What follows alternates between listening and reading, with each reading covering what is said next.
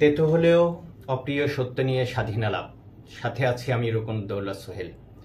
আজকে যে বিষয় নিয়ে কথা বলবো তা হচ্ছে আইনের ঊর্ধ্বে নয় সেনাবাহিনী। সেনাবাহিনী দেশের স্বাধীনতা ও সার্বভৌমত্বের প্রতীক। দেশের যে কোনো বিপর্যয়ে সেনাবাহিনী সবার আগে এগিয়ে আসে। যেমন 1975 সালের 15ই আগস্ট শেখ মুজিবুর রহমান যখন একদলীয় শাসন বাকশাল কায়েম করতে চেয়েছিল, তখনও স্বাধীনতাকামী বাংলাদেশ সেনাবাহিনী এগিয়ে এসেছিল। দেশ ও দেশের জনগণকে একদলীয় শাসন ও রক্ষী বাহিনীর কবল থেকে রক্ষা করেছিল। শেখ হাসিনার 15 বছরের ফ্যাসিজমের সঙ্গী হয়েছিল কিছু লোভী সেনাবাহিনীর অফিসার।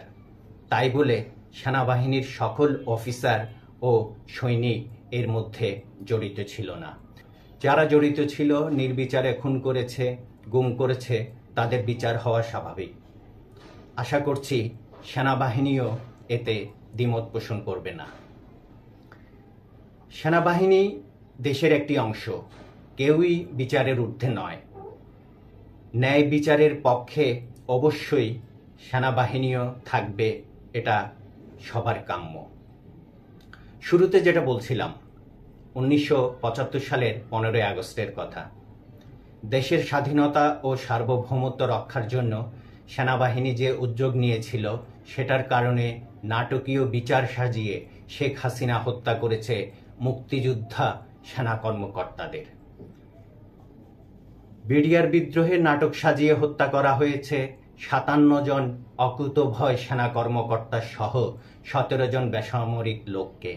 মূলত শেখ হাসিনা দেশের গণতন্ত্রকামী জনগণ ও সেনাবাহিনীর রক্তের উপর দিয়ে ক্ষমতায় থাকতে চেয়েছিল এবং 15 বছর ছিল। শেখ হাসিনা চেয়েছিল শেখ মুজিবের অসমাপ্ত একনায়কতন্ত্র কায়েম করতে। প্রহসনের বিচারের মাধ্যমে সালাউদ্দিন কাদের চৌধুরী সহ যুদ্ধ অপরাধী নামে হত্যা করা হয়েছে অসংখ্য দেশপ্রেমিককে।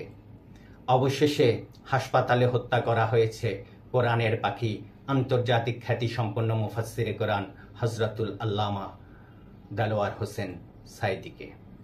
24 জুলাই আগস্টের গণ অভ্যুত্থান রুখতে শেখ হাসিনা মোতায়েন করল সেনাবাহিনী। প্রথম দিকে অভ্যুত্থান রোখার চেষ্টা করেছিল, কিন্তু পরবর্তীতে সেনাবাহিনী নীরব ভূমিকা পালন করে। তবে শেখ হাসিনাকে দেশ ছেড়ে পালিয়ে যেতে সাহায্য করেছিলেন। ওয়াকার স্যার, বলুন তো ব্রিগেডিয়ার জেনারেল আবদুল্লাহিল আমান আজমি সাহেবের কি অপরাধ ছিল? তিনিও তো সেনা পরিবারের একজন ছিলেন। তাকে কেন অবৈধভাবে চাকরিচ্যুত করে আয়নাঘরে বন্দি রাখা হয়েছিল?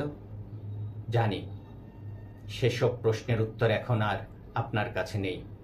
তবে গুম খুনের সাথে যারা অতপ্রতভাবে জড়িত এবং প্রমাণিত, তাদের আইনানুগ ব্যবস্থা গ্রহণে আইনকে সহায়তা করুন, নইলে জাতির কাছে আপনার প্রশ্নবিদ্ধ হতে হবে।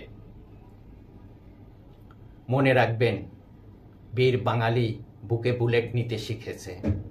এখন আর তাদের দমিয়ে রাখা যাবে না। আমজনতা এখন আর কলুর বলদ নেই। ওয়াকার স্যার, 1975 সালের 15ই আগস্ট দেশকে একনায়কতন্ত্র থেকে মুক্ত করতে যে সেনা অফিসাররা উদ্যোগ নিয়েছিল, তাদেরকে হত্যা করা, বিডিআর বিদ্রোহে 57 জন অকুতোভয় সেনা কর্মকর্তা সহ 17 জন বেসামরিক লোককে হত্যা করা সহ যেসব অফিসারদের আয়না ঘরে বন্দি করা হয়েছিল, তারা কি সেনা পরিবারের সদস্য নয়? তারা কি বাংলাদেশের জনগণ নয়? জাতির পক্ষ থেকে এই প্রশ্ন রেখে আজকের মতো স্বাধীন আলাপ এখানেই শেষ করছি। কথা হবে অন্য কোনো দিন, অন্য কোনো বিষয় নিয়ে।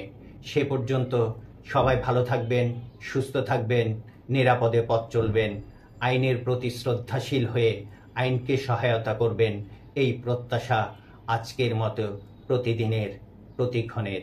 আল্লাহ হাফেজ।